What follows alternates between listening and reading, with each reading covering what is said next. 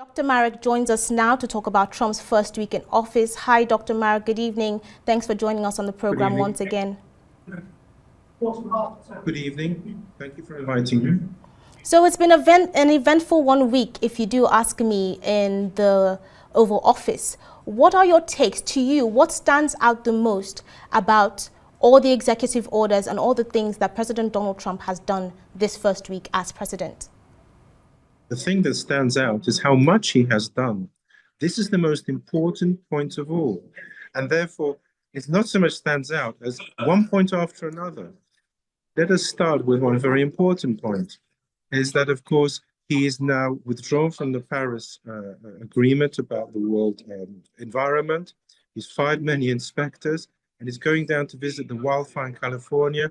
So already we have a different stance on the environment.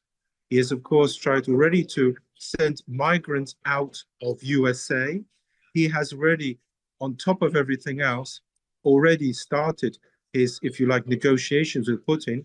And therefore, it's just one thing after another. A very, very good start from the point of a sheer amount of work done. But of course, he's run into problems.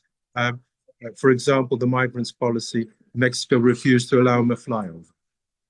Yes, so Dr. Marek, you say that, and I agree completely, because reports are actually saying that he's done more in the first day than 10 presidents combined, which is incredible. So let's talk about deportation now.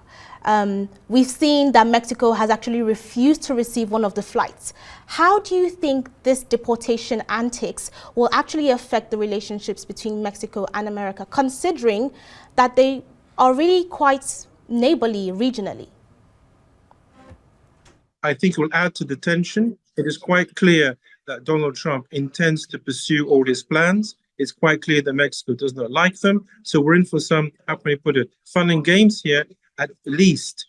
It's quite clear that Mexico will do what it can to hinder Trump. So let's talk about corporate America now. Trump also issued a memorandum to halt all remote working systems. Now, the remote working system was introduced during COVID-19, and I mean, just with the introduction of technology and just the technological advancements that we are experiencing as a world in general, do you think this is a good decision? Now, Dr. Marek, I know that you can join the show from wherever in the world that you are. And for me, I'm considering that this may be one of the negative decisions that he has made. What do you think? I think it's one of the worst he's done. Quite period. I don't understand why someone so enamored with technology has taken this decision. I think he'll rescind it as soon as possible. Still on technology, let's talk about TikTok.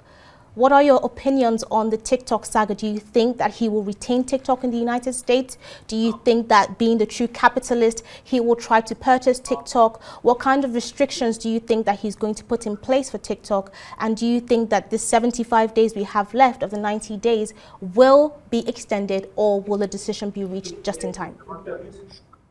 I think you've quoted it one. TikTok will stay. I don't think there'll be any restrictions. I think they'll try and buy it out. That is their real goal. Buy it out. And the 75 days is to put together an offer.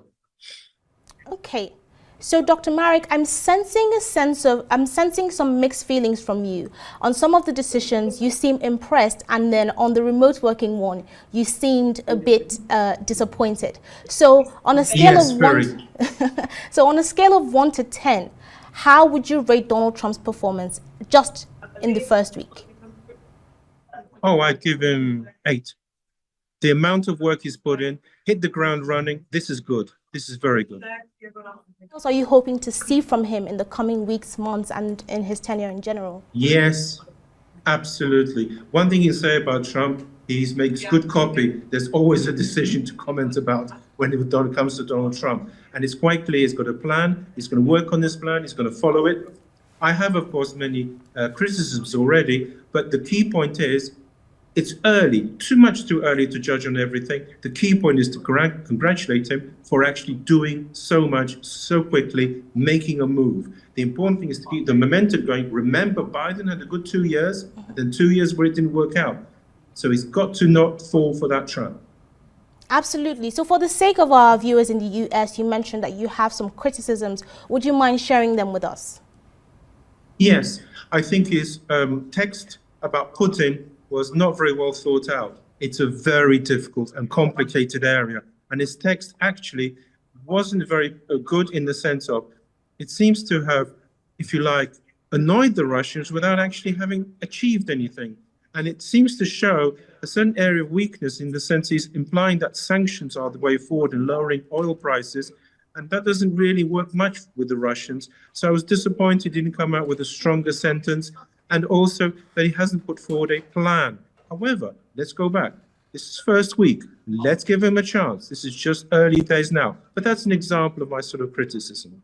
Well, it's the first week, but he is making some very decisive decisions. For one, withdrawing the US from the World Health Organization. What are your thoughts on that? Well, what he is doing about his decisions is very clear. The importance of the decisions he's made is he's sending a message to the world. He is his own man. America first. That is the important aspect of this decision. He is making sure that everyone understands he will press ahead. Now, let's talk about the US's role in the Ukraine-Gaza-Palestinian war saga. I know that you might have spoken on this already, but if you could just touch on it for the sake of the viewers of this show, to talk about exactly how Trump has influenced any peace treaties, any agreements, etc. Yes, let's start with the Gaza situation. Thanks to Trump, it certainly was made a treaty, a sense of a ceasefire. This is his push. Let us not forget about the groundwork that Biden put in, please, because it's very important to remember Biden's work, but it's undoubtedly his push, his pressure that brought Gaza to fruition. With Ukraine, I'm afraid it's the other way around. First, it was one day, now it's 100 days, could be months ahead. This rather weak telegram that he sent out, this social media, there is less of a success. But the Gaza, a success up till now. Okay. All right, Dr. Marek, that's all we can take now on the show. Thank you very much for joining Arise America once again.